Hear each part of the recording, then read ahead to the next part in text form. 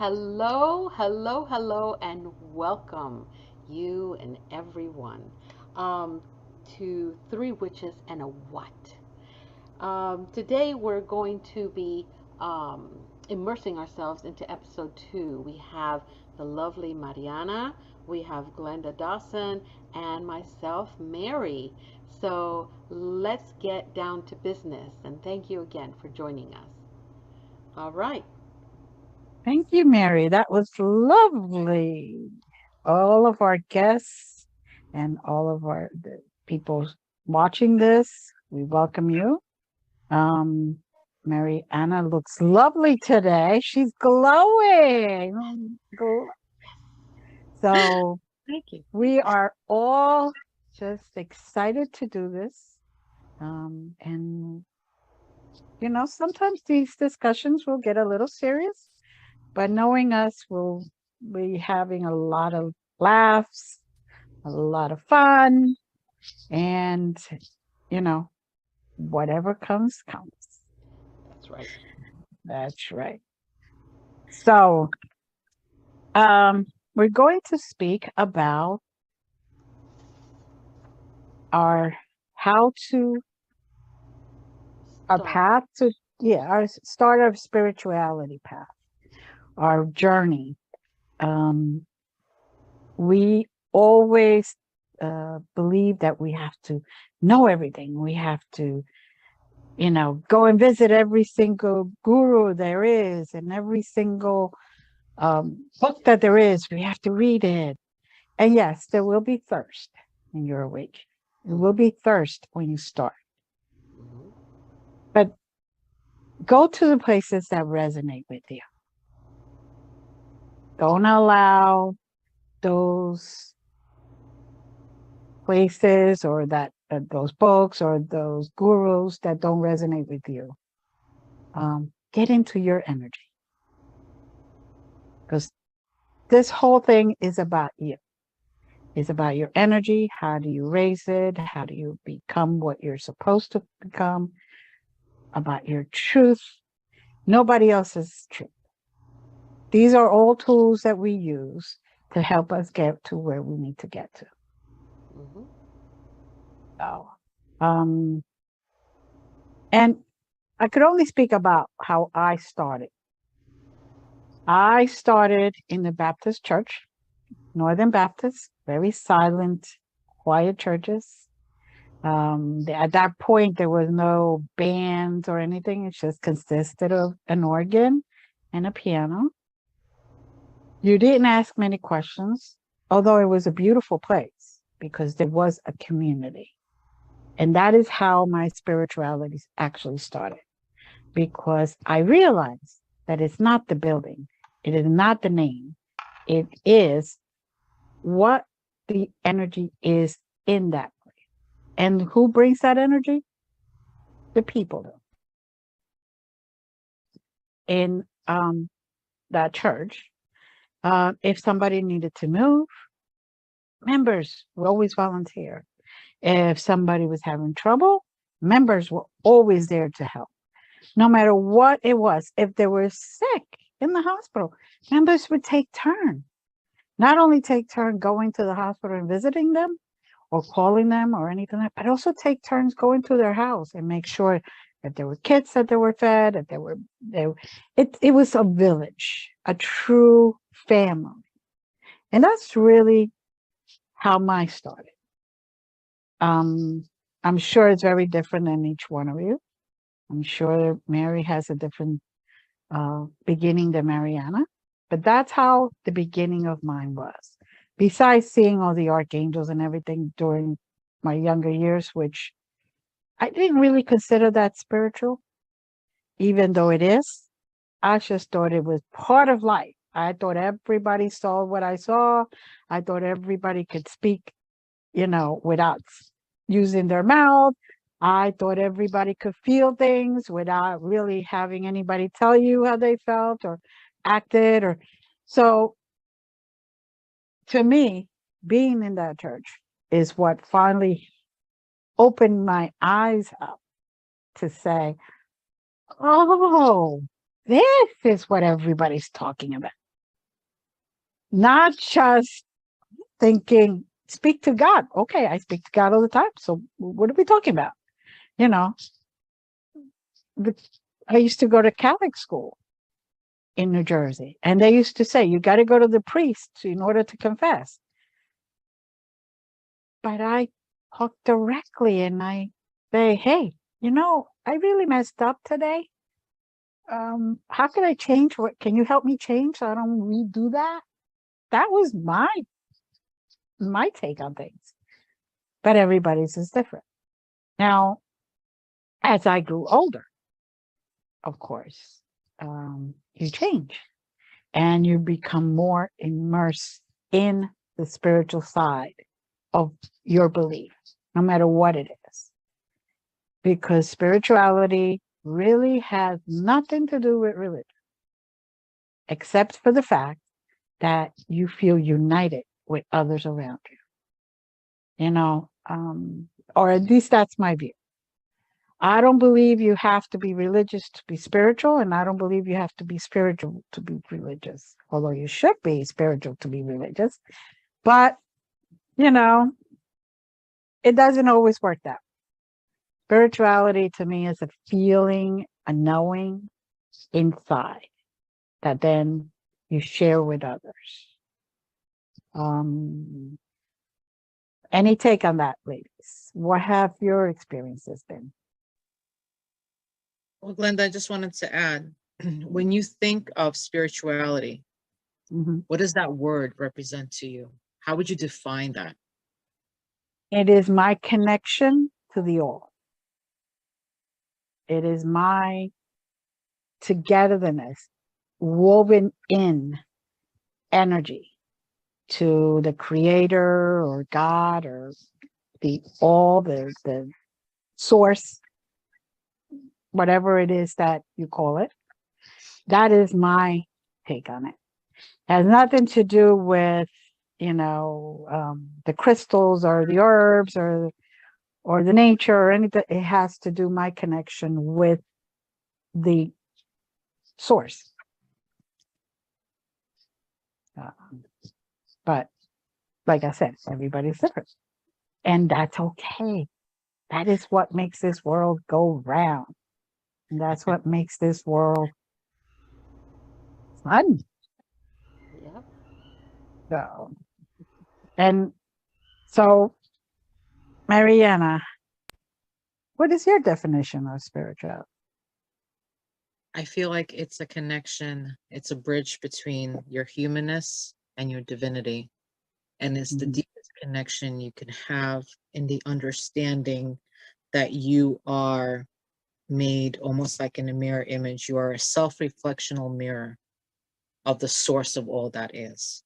And that it's not just you, and everything that you do affects like a ripple effect everything else around you, because you are connected to every butterfly there is, every bird there is, and everybody is connected. And once you start to, at least, people spend their whole life sometimes trying to be spiritual and ascend and evolve, and that's fine.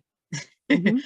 Not necessarily a destination, it's usually the journey that counts the most. Mhm. But if you can just be one more step in understanding that everything is connected, that is when you truly send out a message to the universe. I desire to be spiritual.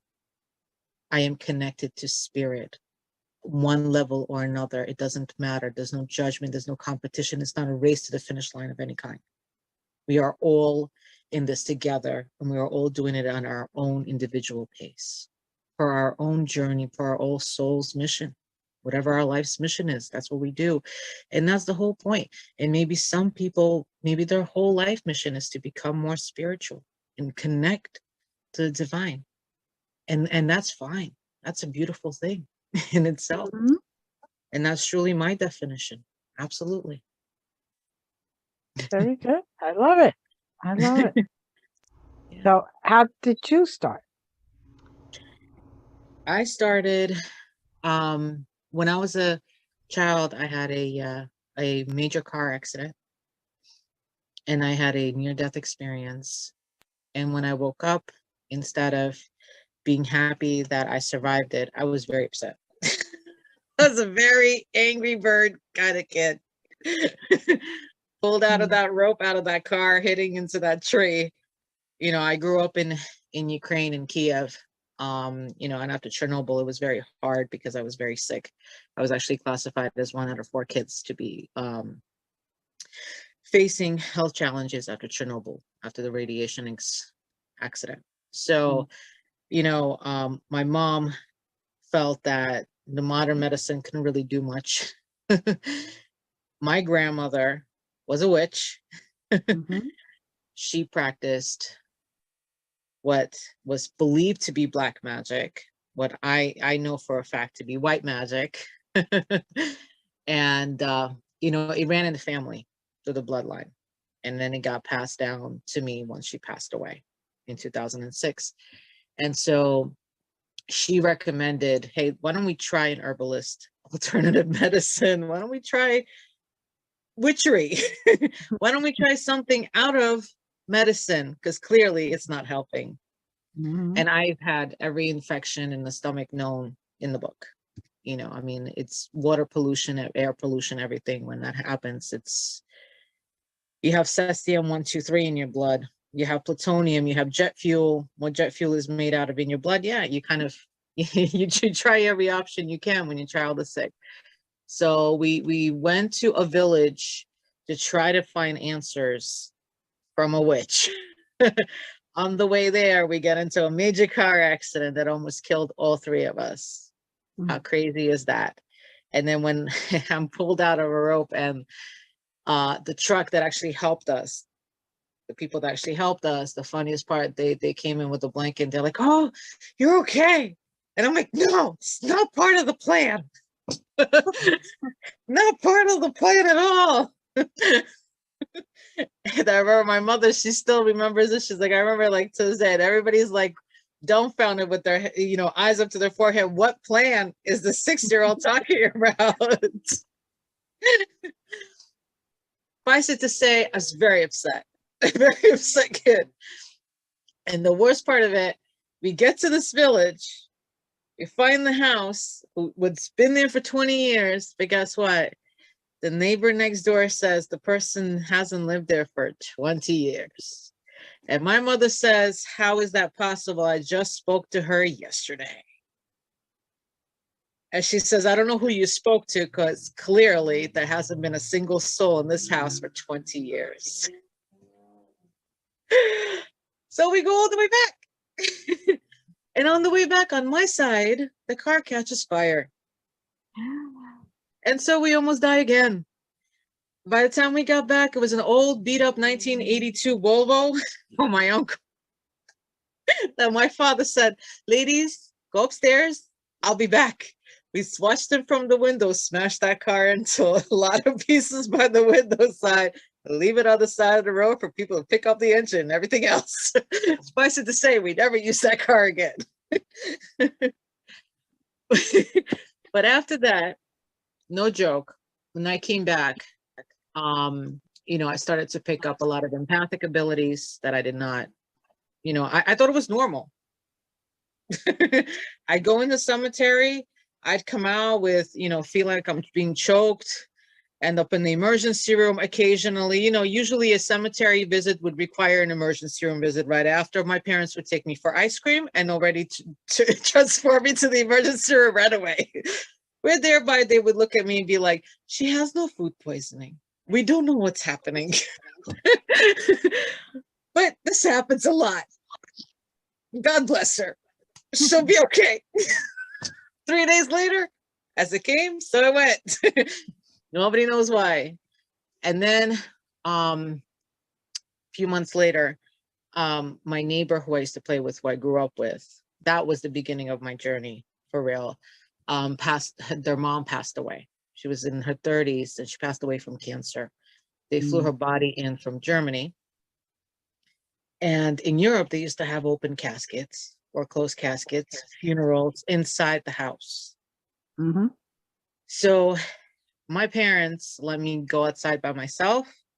I went downstairs, smelled the wreath filled with lilies, That was my first encounter with what death smells like.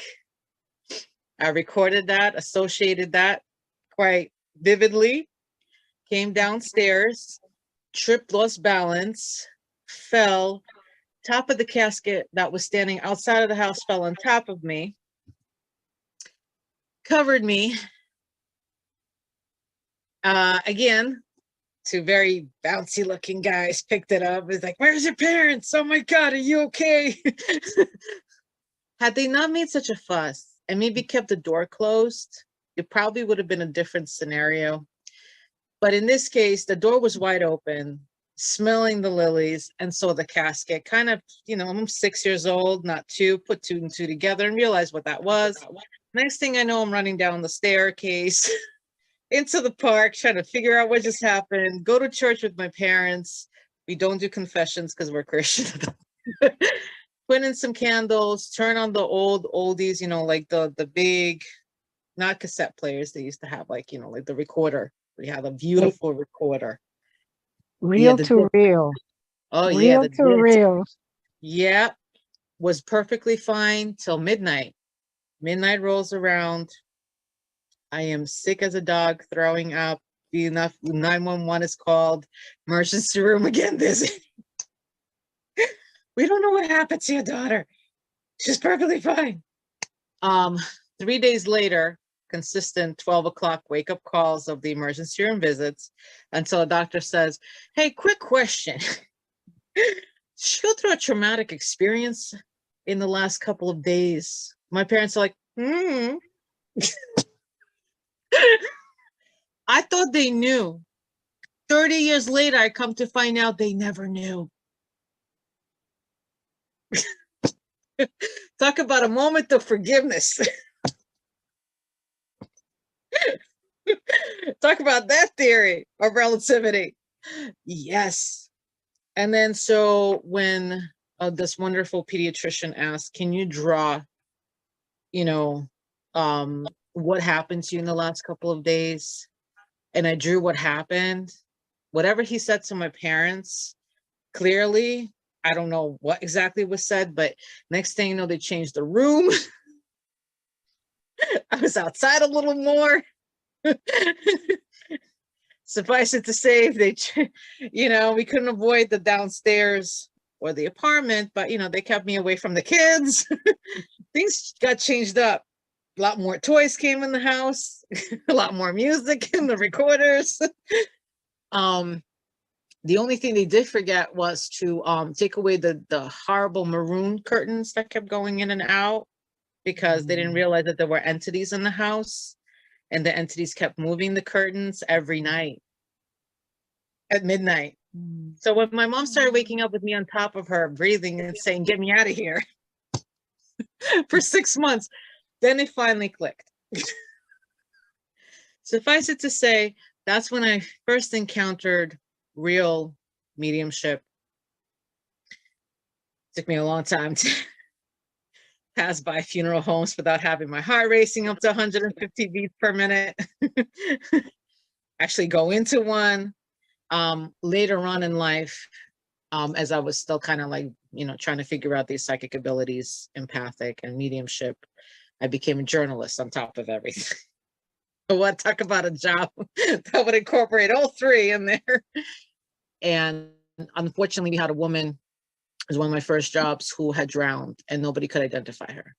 And so I was the only person that was able to go in there and kind of help out. And so I was called in to identify her at the morgue.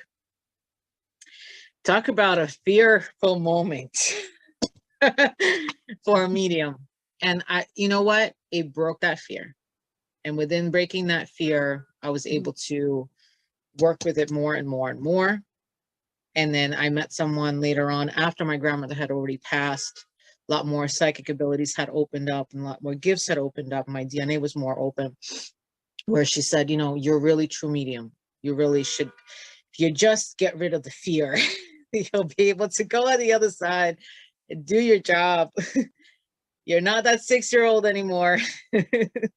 There's no more caskets. It was an accident, true accident. And I work with it.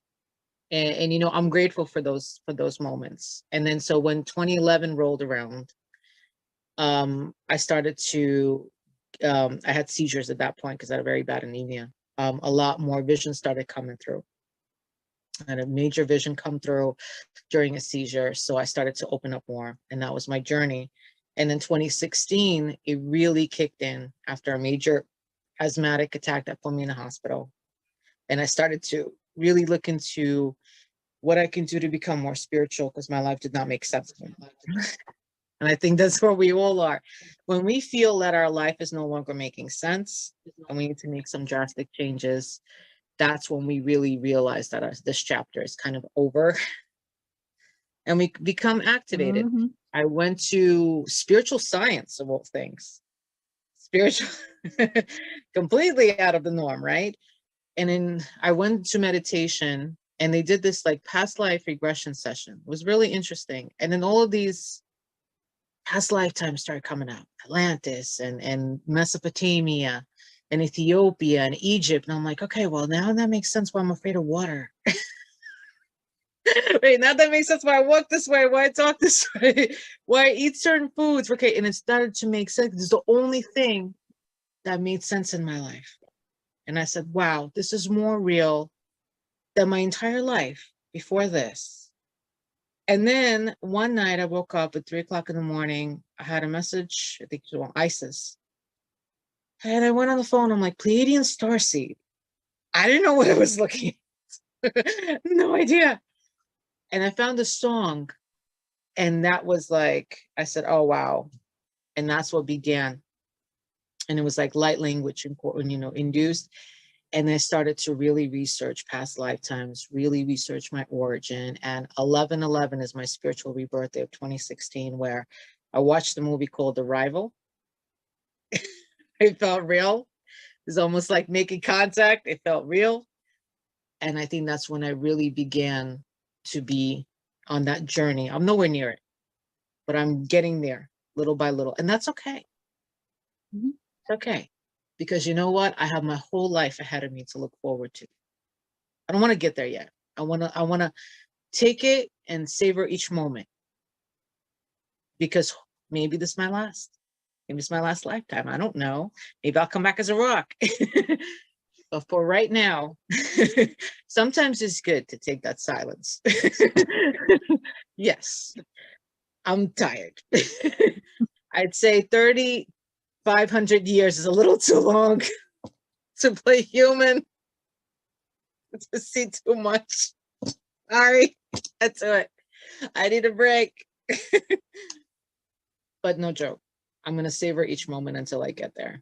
And I pray that, you know, whatever lessons I still need to learn, I finally learned them. So if I do ever come back, I could start over, but from scratch, easier, smoother, more light. Not to be that hard. But I'm grateful for each moment that I've been given for all those 3,500 years. And that's the first time I'm actually saying that. Um, yeah. Before we continue, we do have to listen to a few of our sponsors. So we're going to take a little moment and we'll be right back.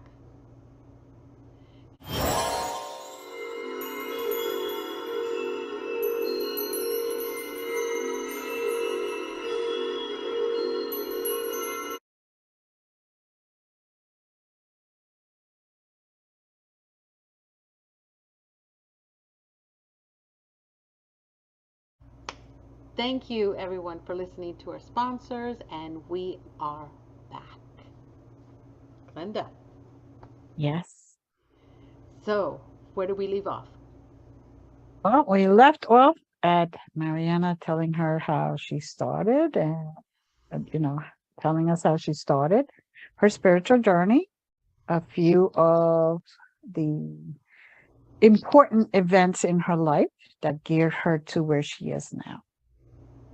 Absolutely. Now, at this moment, I'm going to hand the floor to you, Mary. Okay. So, my understanding, because we'll start with that question of Hmm. what your understanding of spirituality is. Spirituality, like Mariana and you said, it's not religious at all. There's nothing to do with religion. It's for me, it's the ability to understand that I am part of our Creator and our creation. Therefore, my spiritual journey is to follow his or her steps and what it is that they desire. Um, I learned a very, very long time ago, and then it made sense what my mom said about awakenings. Follow the path of least resistance. The less you resist, the easier the journey is going to be. And boy, was she right.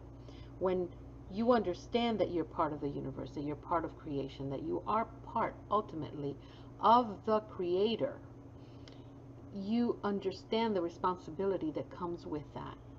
And here is where you're given free will to actually either take the red pill or the blue pill. Are you going to do what it is that you came here to do, or are you going to just, become a tourist?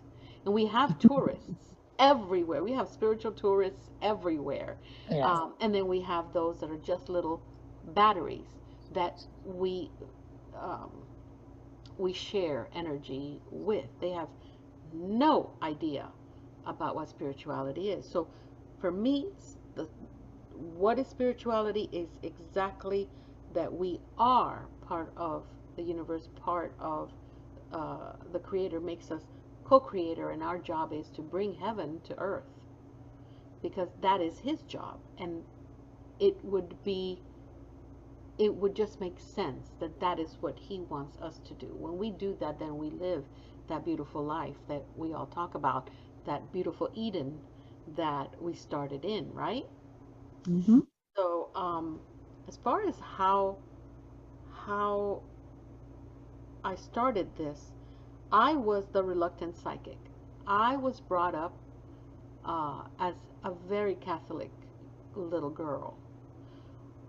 Um, got my baptism, got my first communion, and got my confirmation.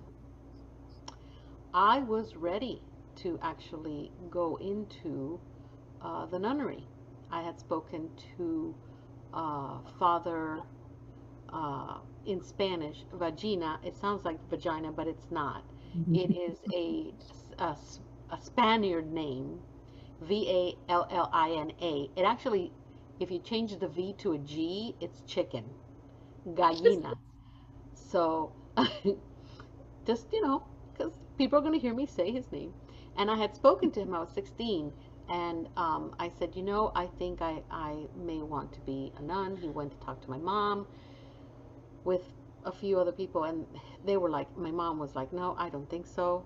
Um, my mom was labeled a schizophrenic, only because she she was in a nun school in Cuba. You obviously would go to school there, and you stayed from Hmm. Monday, Friday, and then you would go home over the Yep. weekends. And then it was a Good Friday, and the nuns in the little chapel told all the kids, okay, so whatever you want on Good Friday, ask Jesus for whatever you want. My mom, the only thing she asked for, I want to see Jesus. I want to see him. All the beautiful stories that they would tell them, and they did. They told them the beautiful stories about Jesus. And she did. She saw him. So the next day, they all went back to chapel, and all the kids, well, I saw candy, and I saw my toys, and I saw that I was happy, and I saw stars, the moon, and all this. And my mom comes out and says, well, Jesus was at the foot of my bed. And they just quickly removed her and called her parents. And from the age of 7, which is when she told them about it, to the age of 23, she received 72 electroshots because she saw Jesus. Needless to say, that didn't do anything to her spirituality. On the contrary, it just made it a lot stronger. And she always my sister and I'm 6 years older than my sister. And I remember very, very clearly, since I was a little girl, I would see people. I would see people. And my mom knew that I could see them, but she didn't make a big fuss about it because her parents never believed in squat. Until my grandma one day got actually uh, physically attacked by a lesser energy in my mom's house. Mm, I think it was to teach her the lesson because she sat down in this. She got mad at my mom because, of course, my mom would see things. Of course, that's a schizophrenia, right? She was having a manic moment, and my grandma was a very, very strong. I mean, strong woman. She mm, could wrestle with the devil if she had to, and she would say it. Well, not that day. And she sat mm, down and she fussed and she screamed at, whatever entity it was. And 2 minutes later, my mom is pouring holy water on my grandmother, trying to take whatever it is that was grasping her neck. Um, we would see dead people all the time. And I would explain to my mom, Mom, do you see this, and this, and this, and that? And she goes, don't worry about it. Dead people don't hurt you. The living do. The living people, those are the ones that hurt you. But what else do you see? And then as my sister started growing up, we both would compare notes. What do you see? What are they wearing? Those were our games. In the middle of the night, what do you think? What do you see? Oh, well, that one's behind the curtain. Yeah, I know. But what are they wearing? And we would compare notes, and then my mom would come from her room. Would you guys please go to sleep? These are dead people. Leave them alone. They're just going to walk around the house. Leave them alone. Just close your eyes and go to bed. And we never understood why she would not remove them or why no one would remove them until one day I asked my mom, I said, Mom, and again, I'm the reluctant psychic. I did not want anyone to know in my private little Catholic school that this kind of stuff was happening in my house because no, I was a hypocrite and I was not doing God wrong. I was going to go to hell if if mhm. if he would find out. He already knew. That's the fear-based Right. uh, teachings that you get when you're a kid. And one day I asked my mom, why why don't we get rid of this? Why aren't you getting rid of this? Because are they hurting you? Well, they're scaring the shit out of me. Yeah, they're scaring us. And and she says, well, just tell them not to come out. They're scaring you. And I was like, what? All these years and you're what? Why didn't you say anything? So she sat us down and she spoke to them. I'm telling you, my sister and myself and my mom, we compared what we were seeing, so we knew that it was real. Right. Um, and we just said, "You're scaring us. Can you please not do that anymore?" And that was it. It was like quiet, and we were able to sleep. We knew they were there because there's a point of your vision, and then your third eye that you know that they're there. You feel Right. them because then that part of the clair comes out. Mhm. Um, but it was a lot nicer to live there.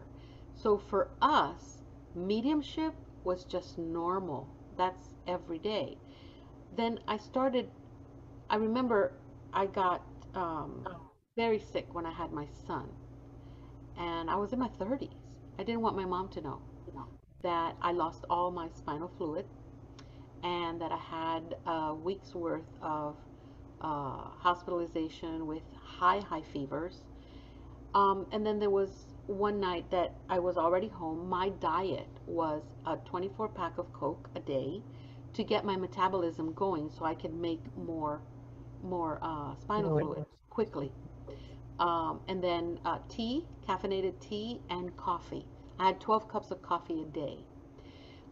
I was wired, so there were days that I was like, um, but I remember my mom called me, and this was like about 10:30 at night, and I'm laying down flat because you have to lay down flat so the pain is not that bad. And I'm on the phone going, what, Mom? And she goes, I'm going over tomorrow. Your sister's taking me. I'm like, what? No, no, you don't need to come. Everything is fine. No, don't lie to me.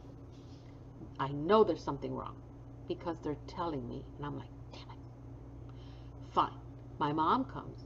She does this whole cleansing thing. We now know what that is. She realigned my chakras. She cleaned my luminous energy field. She cleaned everything, all my meridians. She used her water. She used prayer.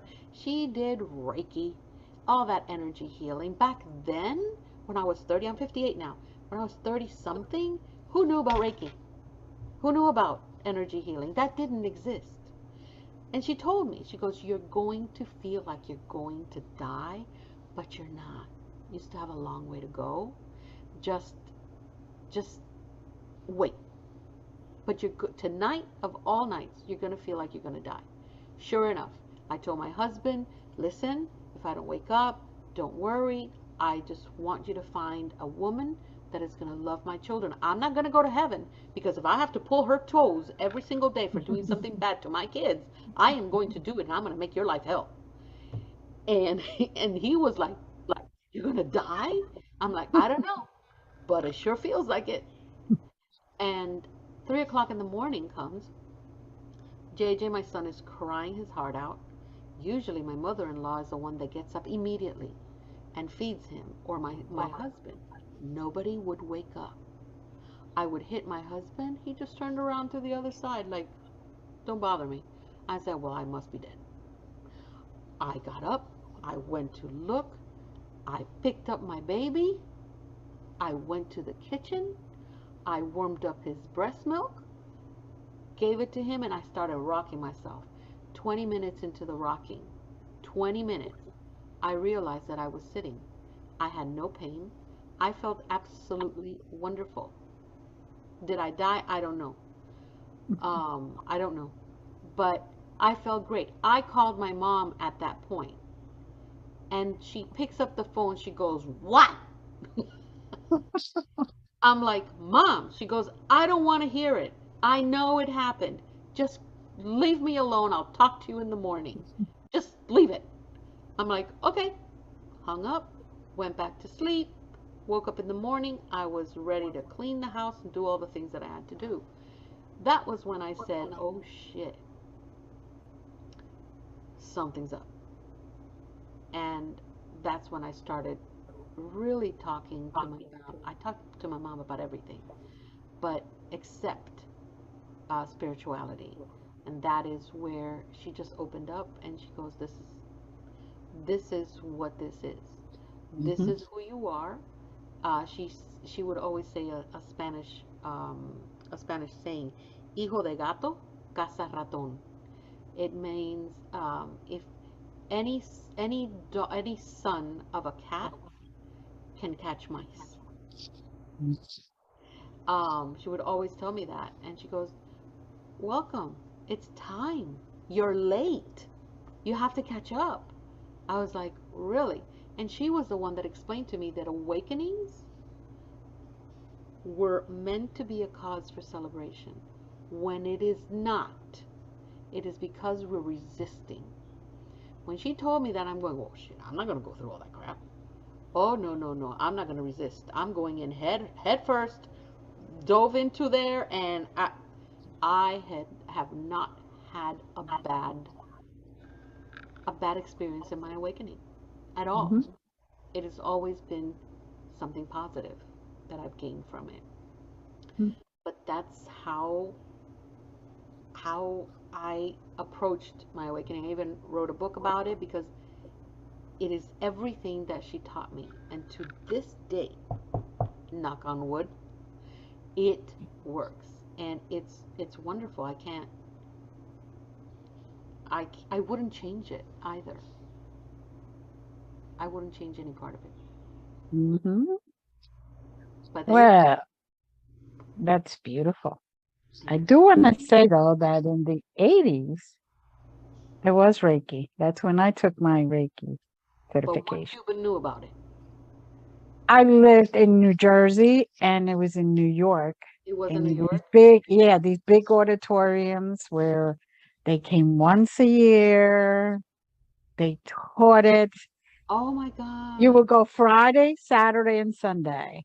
By Sunday, you were attuned, and that was the end of it. There was no Wow. book, no book, no, you couldn't write it. You couldn't even anything, the symbols or anything. Everything was secret. So Oh wow.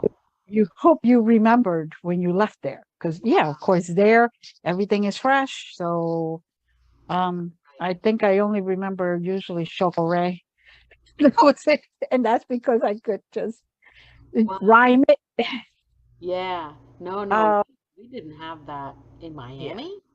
No. No, in Miami, no. No. But you know, I live north Right. and not in in the other little Havana. Oh, really? You have a little Havana? No, yeah, we have Union City is called the Little Havana. Oh The wow. northern little, at least in those times. Oh. And but I lived in north. Yeah, And no. then But in Little Havana for us in Miami, that was the santeros and the spiritualists, the spiritistas, the paleros, yeah, right. that Yoruba, Lukumi, Yeah, that's yeah, that's what we were exposed to.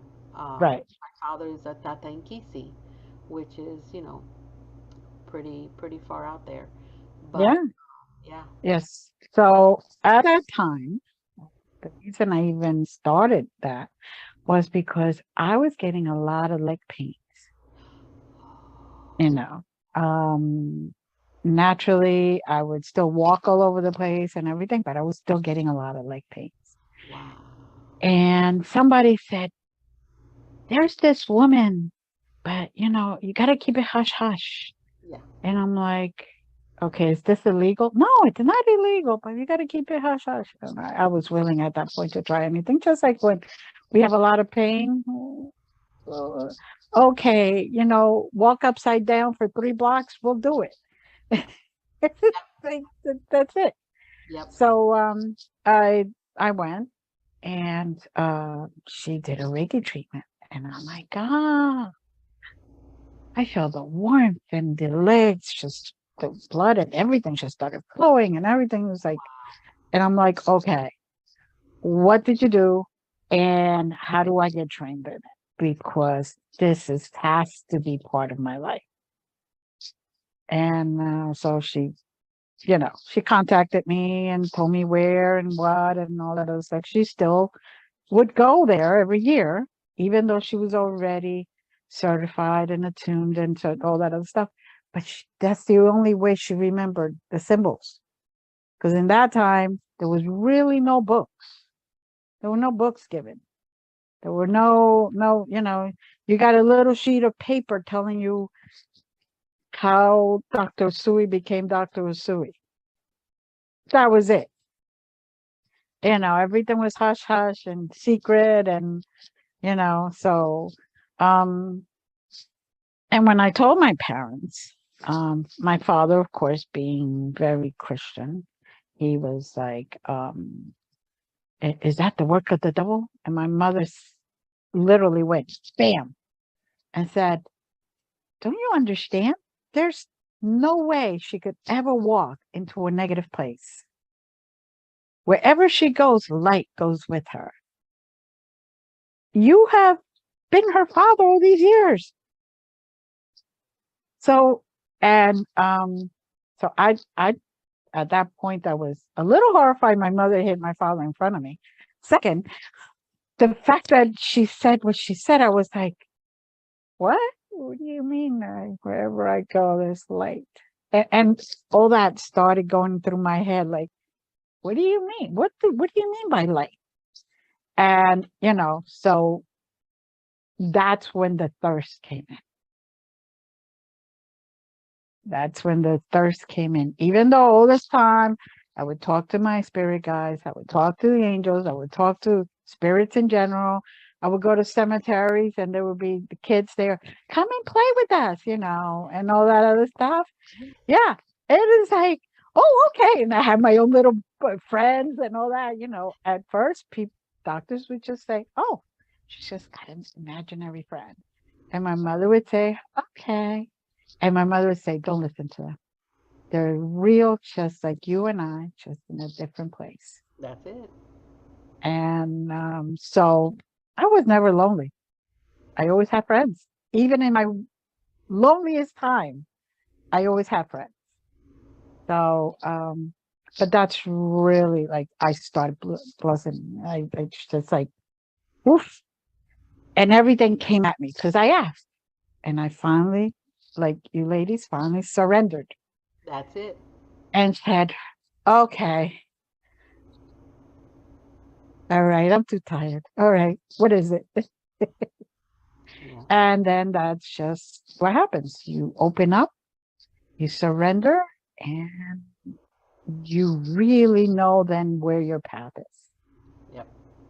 And that's, even though I got told every single time I had a near death experience, what was coming next and all that, I just thought that was natural. Everybody had them. I didn't understand that I'm speaking about things that most people don't even know what it means. Yeah. Yeah. And I'm experiencing it and I'm like, okay. And this is how little by little we got to here. Yeah. Ah, I love that because, one of the things that I learned, the first thing my mom came to tell me was, you're not crazy. I was like, I was elated. I thought that I was getting schizophrenia like my mom. And I thought that was it. I'm doomed. Who the hell's going to mhm, marry me? Who's going to believe me? mhm, Am I going to end up with 32 pills like she took a day just to get her up and go to bed? Um, I was like, I was doomed. That's why I was like, no, I was the reluctant psychic. No, mhm, this is not for me. And then she sat down with me and she goes, Mama, tú no estás loca. You're not crazy. What you're seeing is real. This is just a different dimension. And this woman, she only went to third grade. mhm. That's as Yep. far as she went because they plucked her out of school for her electroshocks. So she knew so much. And, you know, and then you start seeing this, that is so important for us to know, so important for our kids to know, Mhm, because the whole idea is how do you start your spiritual journey. Well, one of the first ones is to understand you're not going crazy. This is real, mhm, mhm, and it is a spiritual journey. It is where you're able to decipher what's physical, what is science, and what is spiritual. mhm, What are you? You're all of them. And then you have to work in a symbiotic method, and that thirst you talk about, that spiritual hunger, that is when you finally open your guides, your angels, your ancestors. They all play a part, and they come to you and they are just giving you all this information. Those are your downloads. Those are all your downloads. mhm, And then it, of course, it interprets in the physical body as a hunger, and you want to read and you want to learn and you don't know what to do, and you get people that say, oh, I'm so lost in my spirituality. Okay, so how do we help you? How is it? Because if they're going to start their spiritual journey, one of the things is they have to find people like us. They have to find people that have walked the walk, talked the yeah, talk, and know exactly what's going on without the sugarcoating and without the yeah. BS, because we're too evolved for the BS. This is Mm, this is so important in the journey that it's it's vital for their existence mhm. without holding back, teaching them to catch fish. Very true. It's very, very, very important. But yeah, the question to how to start your spiritual journey, there it is. There it is. There it is. Parents have a big, big responsibility. Yes, I just like you, we both have children, and of course, Mariana also. But I have been open with them since day one. And my kids all have to give, whether they want to admit it or not. Yep. That's up to them, you Yep. know. My youngest one and his partner, his girlfriend, they they're like, "Oh, can we go to the cemetery? Can we go here? Can we go there? Can we do it?" And I'm like, "Oh, okay." Because I'm like thinking, I go home, I'll just sit and I cook and relax, and then I hear, "Oh, can we go to the cemetery?" Okay. I love it. I love it. But it's each one of us. What I want to make a point is, though, each one of us has a different starting point, Hmm. a different way to get there. But what we have to remember is the point. None of us is crazy. No. This is all natural. This is part of being us. Yep. And the part about surrendering is one of the biggest factors. Yes. Once you actually accept it and say, okay, what do I need to do? That's it. It just makes your whole life a lot easier. Yes. Doesn't mean you're not going to have problems now, but your internal life, the way you look at things, the way you feel things, the way you think you experience things, very different. Yeah. So, Yeah. Absolutely. any last words here, ladies? Yeah, I just wanted to add to that. And you just kind of have to be authentic when you do that, and this is the part where I feel, you know, not only do you surrender, but you kind of like check in and just say, like, does this feel real? And if this is what feels more real to you than anything else that you've really encountered in the 3D matrix, then you know that there's no way of going back, because there's some points in your life you cross over to some points. In Latin it's artroversiamo. Hmm. It's a crossover point. And Yes. that's what I call the awakening process to begin with, is the artroversiamo, because once you cross over, I mean, you're not dying, but once you cross over to that other state of beingness, is what I call it, there's no way of really going back.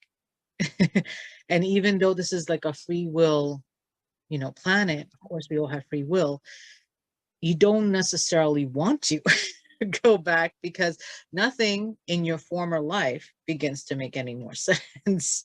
It just kind of feels like a chapter that's been outlived, that's finished in a book that you finished reading, exactly like the Matrix, blue pill, red pill. And you're done, and there's no more. And so, like, for me, I wouldn't change a single thing, and I would never be able to go back. I can't, because this is a part of my life, and without it, this has been my life raft. This is what is allowing me to survive and live on planet Earth, even though it's a very hard road.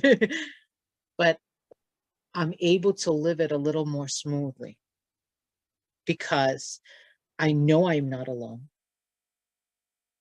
I know that I have my guides, I have my support, I have my community, that there's more people out there like me that I can talk to. I have my soul family, which is right here with Hmm. me right now.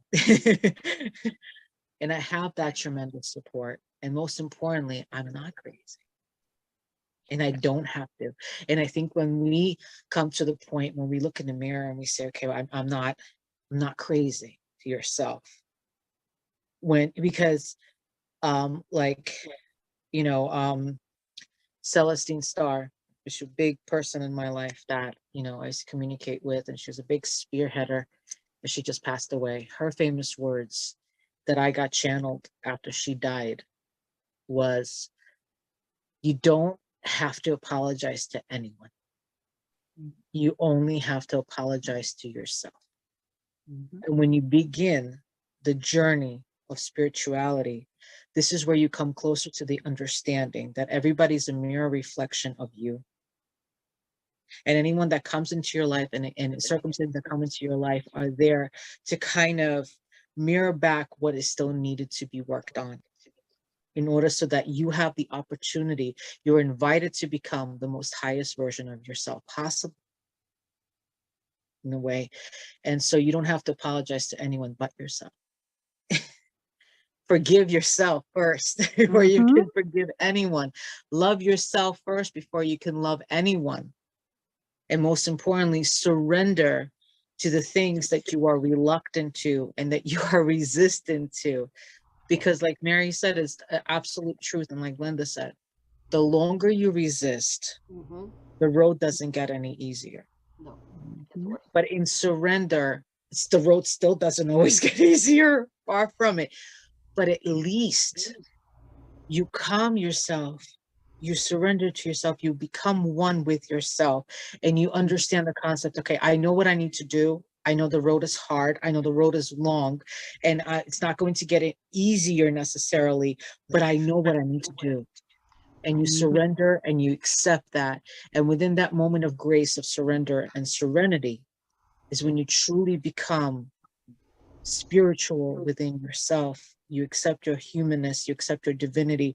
It's like a harmonic conversion. It's like that Vesica Pisces that begins the form of all geometric figures, Correct. right? Before the Mhm. flower of life. You accept. Yeah. And even they say when people are critically ill, they're under deathbed, even like they accept Yes. and things become easier. Yes. Mhm. And when you do that, you change and shift the trajectory of your entire existence and the totality of the entirety of your being. And life is much more smoother, no matter what it might look like on the outside. That is true. That's what I just want to Very add. true. That is. Very true. Thank you. Thank you. Thank you. That was beautiful. It was. It was. It was. And Mary, any last words?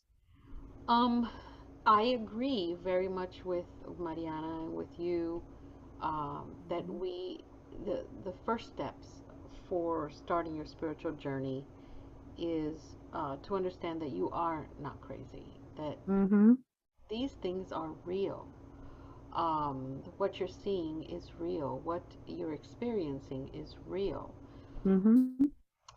You are the only one that has the power to make the changes within yourself. And you are the only one, besides your ancestors and your spirit guides. There's a reason why we have all these helpers. Mm-hmm. There is a real valid reason why we are given these resources. It's a shame that we don't all teach our children that they have these wonderful resources that they can tap into if they learn to who to ask and what to ask for.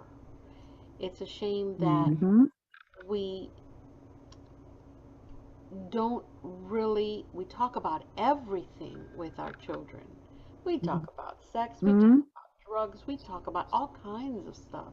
But we don't sit down Mm-hmm. and talk about their spirituality.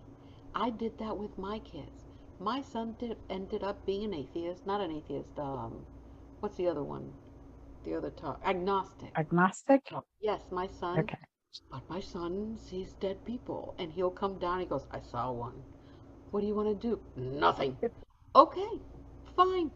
And then my daughter is like, I see you. When I hear her up there going, I see you, I know that she saw one.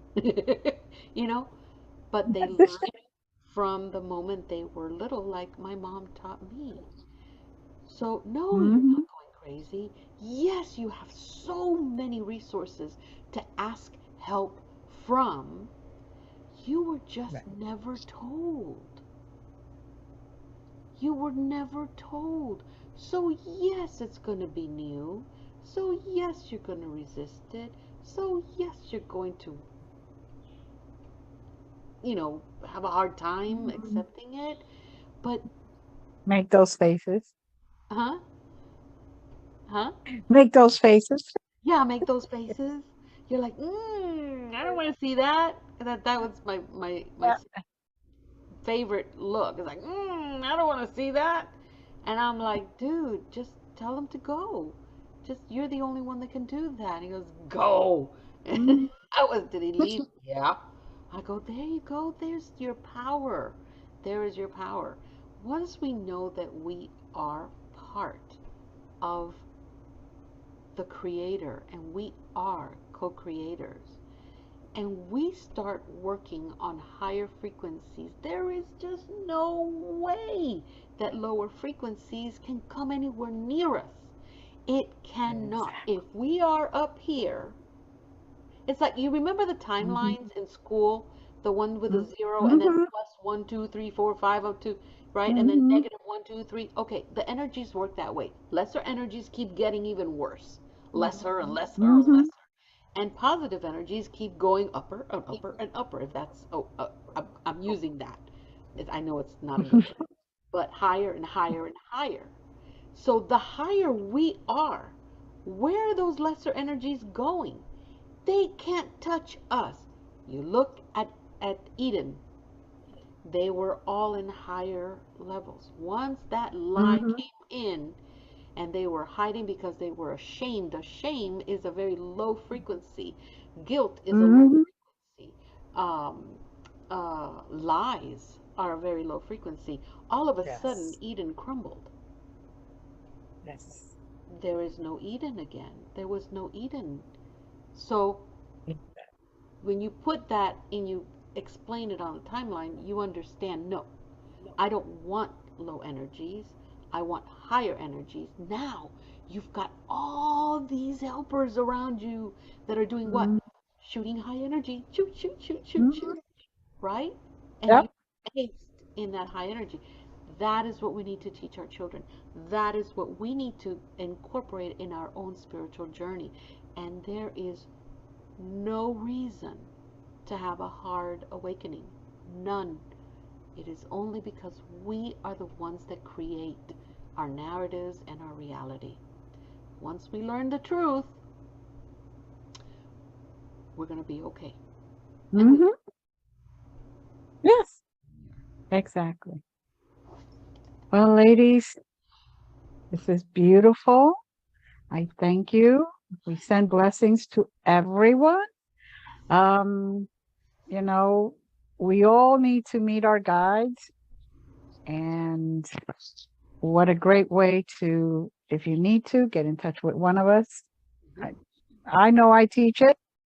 I know I believe Mary teaches it. I believe Mariana also It teaches does it. too. Yes. So, right. So we are all available and, more than willing to help you through your journey, through your starting point, Hmm. through your ending, through the middle, whatever it is that one needs. Correct. Blessings. Namaste. We love you all. Ah. Bye bye, everyone.